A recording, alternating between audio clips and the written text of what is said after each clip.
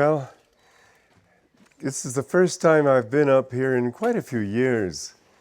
And going down to my little house here, naturally one thinks back. One thinks up to what's happened right now. Somebody asked me yesterday about my family, if I had any contact with them. I said, you all are my family, and that's what I felt the first thing when I went into the dining room and looked around. I said, this is my family. It's a real joy to be with people who share your ideals. As Jesus said, who is my mother and father and brother and sister, save him who loves God?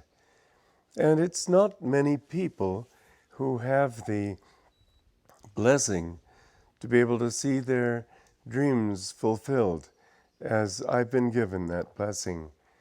It's been a number of years, something like 62 years. I was 15 years old when I first had the idea of starting a community. And I talked to my friends about it, cousin, brother. There was a lot of enthusiasm until they found out that I was serious. Then they all faded out of the picture. But it was something that was deep in me, and I felt that it was something I had to do. But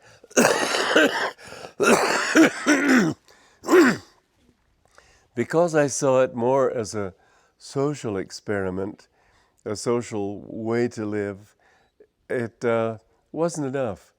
I couldn't see that anything could solve, because I was looking for not a nice place to live, but a nice thing to do.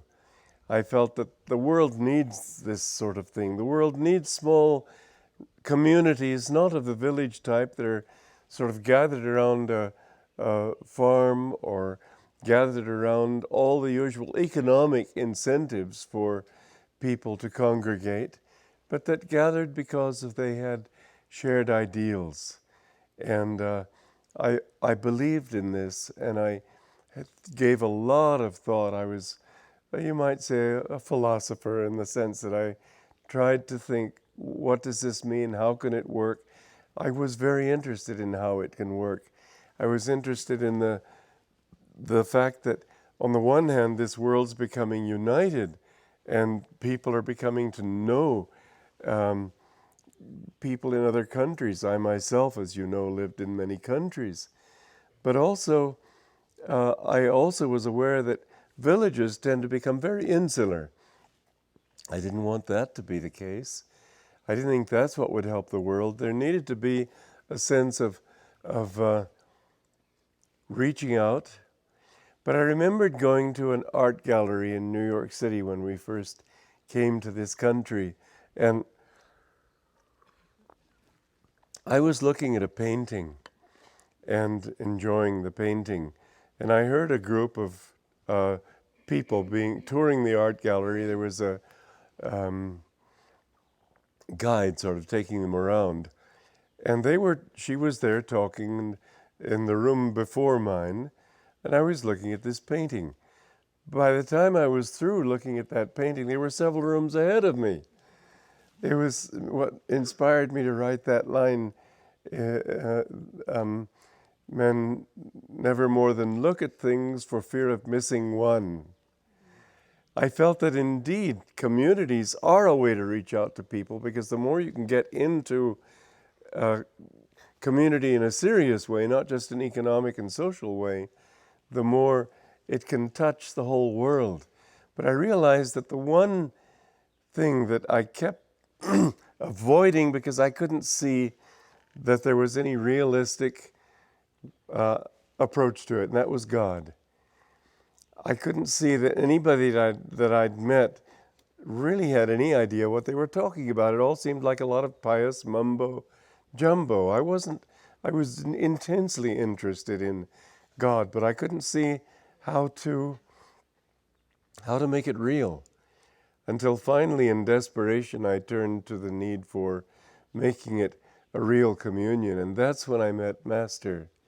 And in him, I discovered that he too had this ideal of communities. So it sort of flared up in me again.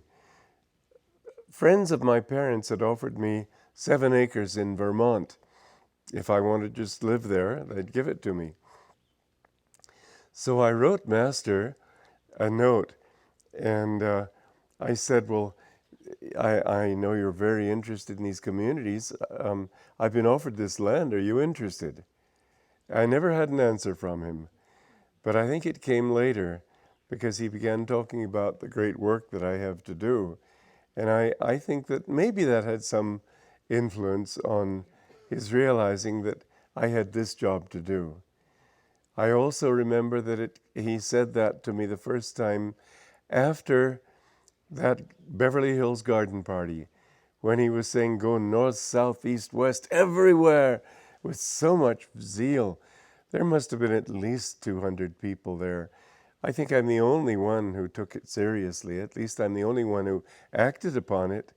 And it was after that, he must have felt, because I vowed on that occasion, I will make this happen. And it was after that that he said, you have a great work to do. He didn't talk about the nature of that work. He said, I have to write, I have to lecture, I have to edit.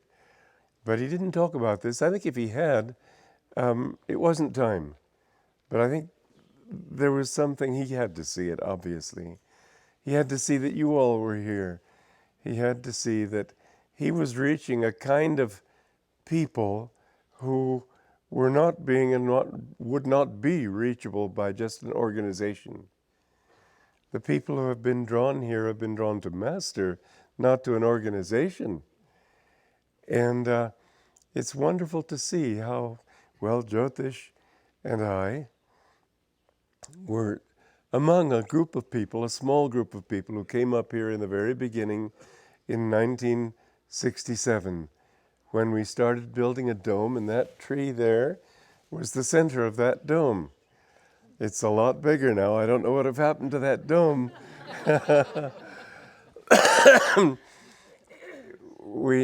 You know the experience and how 3 times in a row it fell down until finally I had no more money and had to go out and earn more by giving classes. But that was the beginning. And it's wonderful to see how far it has come. And on the other hand, how it really hasn't that much changed. It still has this beautiful woodsy feeling to it, more so because the trees have grown. I know that back in those days, I have a slightly weird sense of humor. And I was saying to somebody that, well, what this place needs is high-rise apartments, and what we should really do is have loudspeakers in the trees that imitate the sound of heavy traffic, and a kind of incense that smells like exhaust fumes. Somebody took me seriously. And you remember when Bimal went down to Kepler's in Los Altos with my books to see if they would like to carry them. Get out of here, we don't want any books by that man. It turned out that this rumor had gone around that I wanted to convert these wonderful woods into another downtown Los Angeles, which of course was laughable. It was intended to be laughed at. I've gotten in some trouble with this sense of humor sometimes, but can't change old habits. Anyway, it's been a great adventure.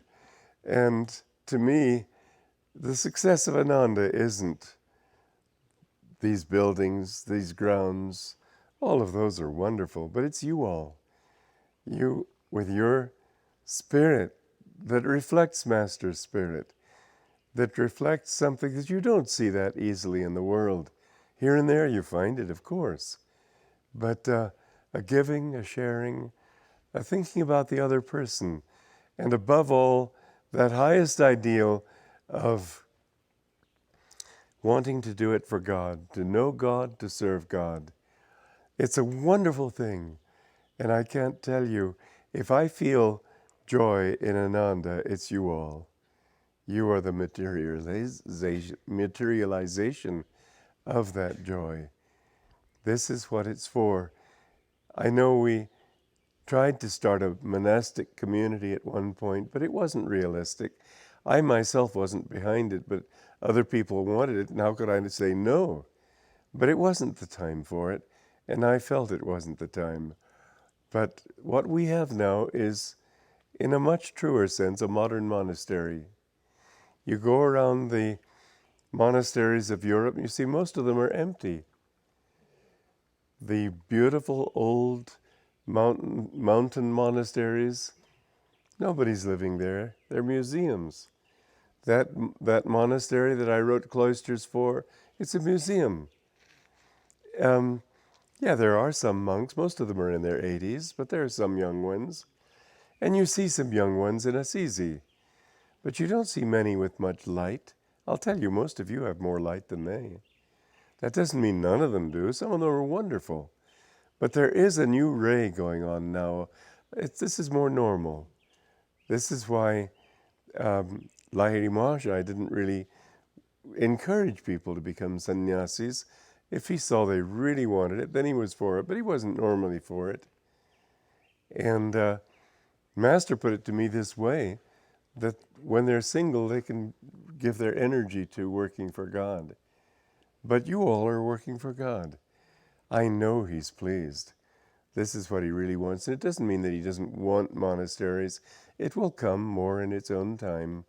But this too, the thought of bringing the life of dedication into the home, bringing it into the schools, bringing it into the work, this is what Ananda's all about. And not rules. As I was saying at one of the classes this weekend, when somebody said to Master superciliously, "What are the assets of this organization?" Master said, "None, only God." And that's what we have. We don't think in terms of things, money, buildings. I know Vidura and I were talking about all the troubles we've been having with the lawsuits and so on. And we were saying that even if we lose everything, we haven't lost ourselves. We haven't lost our ideals. We can build Ananda. We don't need this place to have Ananda. That's how we feel. Ananda is a spirit. And I honor you for the fact that you share this spirit that he came to bring to the West. You express it. So anyway, I don't want to give a long lecture. God, I've given enough this weekend.